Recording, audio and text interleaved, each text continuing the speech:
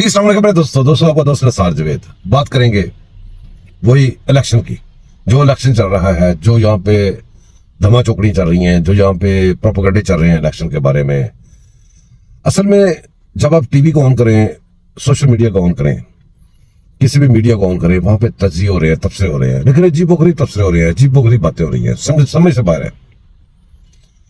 बहस यहाँ पे ये हो रही है कि जी नवाज शरीफ और जरदारी मिलकर हुकूमत बना रहे हैं।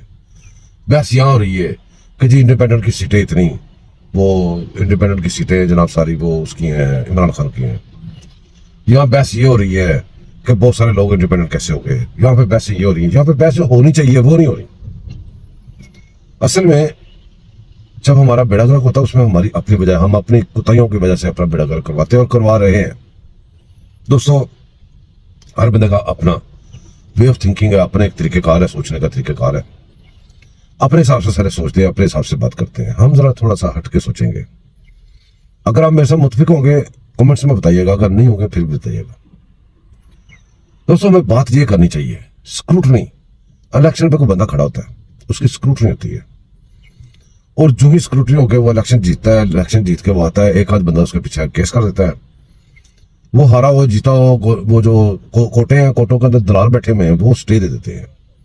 जैसे आपको पता है कासिम सूरी का स्टे पता नहीं कितने थे, जितनी देर उसने हुकूमत की स्टे पे की, उसके बाद फिर बाद में जाकर पता चला कि स्टे पे बैठा हुआ था। आइन भी तोड़ा उसने, असेंबली भी तोड़ी, सारा कुछ किया।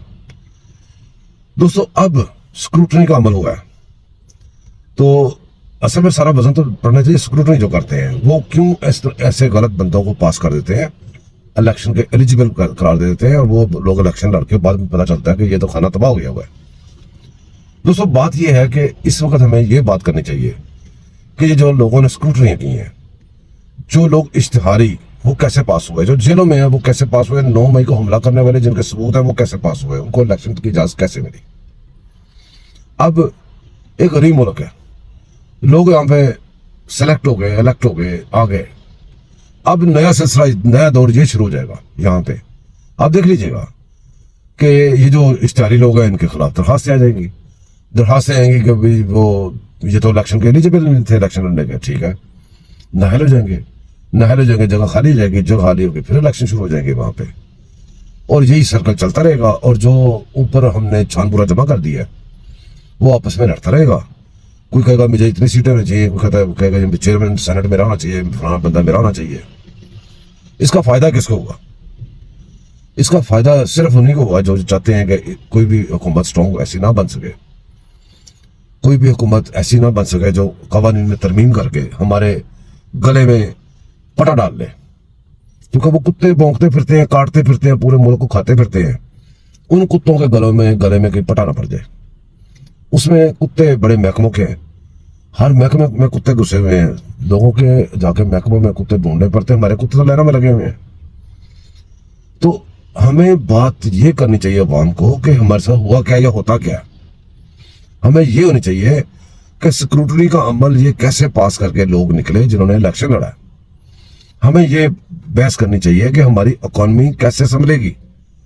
हमें ये बात करनी चाहिए कि हमारी इकॉनमी को जिन्होंने रिपेयर करना है उनको अपने मुसीबतों में डाल के रखेंगे बगैर किसी अक्सरियत के, बगैर किसी स्ट्रॉन्ग जो अवाम ने मैंडेट दिया उसके अलावा, तो वो कैसे खिदमत करेंगे अवाम की, वो कैसे काम कर सके, अपने मंशूर पे अमल दरामद कैसे करेंगे।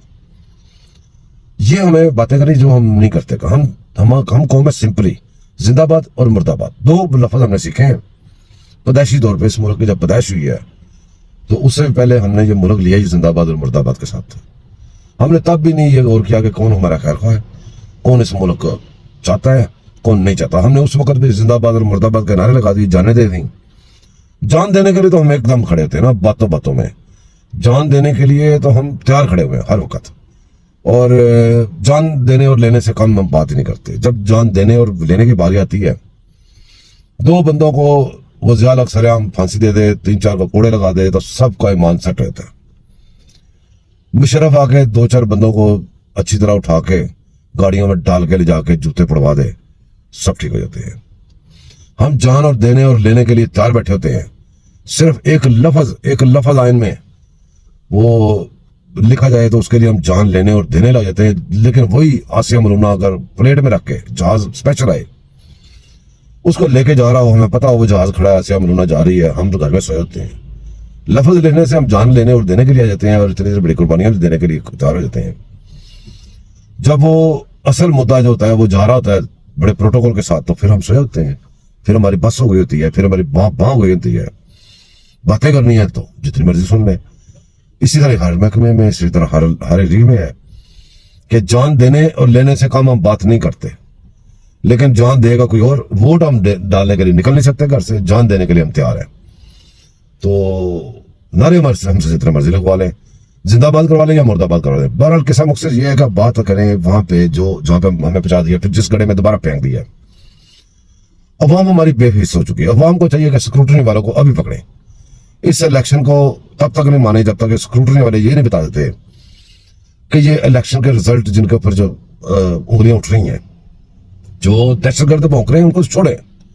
उन्होंने हर सूरत में भौंकना है, कुछ भी कर ले उन्होंने भौंकना है और फजूल भौंकना है। वो आपके सामने रिकॉर्ड है, उनको छोड़े। आप ये बताएं कि बहुत सारी ऐसी नशिस्तें जो कभी हो ही नहीं सकता कि वो इस तरह चली जाएं, वो जो गई हैं उनके पीछे क्या था, वो कैसे गई हैं और उसका एम क्या था, ये इलेक्शन किसने रिजल्ट मरतब किए हैं, इलेक्शन कैसे हुए हैं। ये पे पार्टी जिसका नाम निशान कहीं नहीं था, फिर पार्टी इतनी मतलब वो आ गई है कि भाई इलेक्शन से पहले लोग बता रहे थे कि बिलावल भुट्टो को बारी दी जाएगी और बिलावल भुट्टो वगैरह जो है ये लोग ये सारा कुछ करेंगे।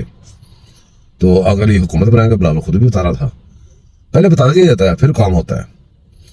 तो किसा मकसद ये है कि स्क्रूटनी वालों को पहले पकड़ें और इलेक्शन में जो लोग इश्तिहारी हो गए, इस वक्त वो इश्तिहारी हैं और कई एंकर्स बता रहे हैं कि भाई मीन गंडापुर, अली मीन गंडापुर गंदा पूरा गंदा, वो कई लोग बता रहे हैं छावनी में छुपा हुआ है। अब ये छावनियां, अभी तक छावनियों के अंदर क्या हो रहा है, ये छावनियों के अंदर कौन लोग बैठे हुए हैं, ये छावनियों के अंदर जो जानवर बंधे हुए हैं, ये क्या हाफसा को नजर नहीं आता? हाफसा आपकी बात मैं आपको याद कराता हूँ। आपने बड़े अच्छे अल्फाज, हर बंदे का कोई एक लफ्ज मशहूर हो जाता है, वो बड़ा जबरदस्त लफ्ज होता है। आपका एक लफ्ज मशहूर हुआ था, ये जो दहशतगर्दियां बॉर्डर पे हो रही हैं और जो स्मगलिंग हो रही है, उसमें दो ही वजह हो सकती हैं। या तो आपके लोग मिले हुए हैं, तो या फिर इतने वो नाकस हैं कि उनके नाक के नीचे सब कुछ हो रहा है, किसी को पता ही नहीं है। ये आपके अल्फाज हैं, आपको मैं याद करवाता हूँ। या तो फिर ये सारा का सारा आवाज बिगड़ गया हुआ है, तो हफ्सा फिर आपके लिए भी खतरा ही है कि अंदर से अगर अली मीन गुंडापुर अंदर छुपा हो सकता है, छावनी के अंदर, छावनियों के अंदर से अभी तक सारी स्पोर्टें चल रही हैं। तो ये छावनियों के जो अंदर लोग बैठे हुए हैं जो मुतहद हैं आपके, कहीं वो बात पूरी ना जाए जो दुश्मन कह रहा है कि जी हम तो ऐसे करवा देंगे, बगावत करवा देंगे, हाफिज कैसी की तैसी, वो ना कि आपसे पसरा रहे हमारे, आपके ऐसी तैसी साथ हमारे साथ हुई हो, अभी तो हमारी हो रही है, हम तो आदी हो गए हैं ऐसी की तैसी करवाने के। तो आप साहब आपकी ऐसी तैसी भी खतरे में ही है वैसे। तो कोशिश करें कि इस बात को सीरियस लें या स्क्रूटनी वालों से पूछें। अगर आप सियासत से दखल अंदाजी आपने हटा दी या आप कह रहे हैं, आपने दावा कर रहे हैं, तो अदलिया को नोटिस लेना चाहिए। अदलिया नोटिस नहीं लेती, अगर नोटिस नहीं लेती अदलिया, तो इस वक्त जो निगरान हुकूमत जिसने इलेक्शन करवाया है वो से अब बागवा के वो तो दूसरी साइड तो जारी केसेस कर रही है।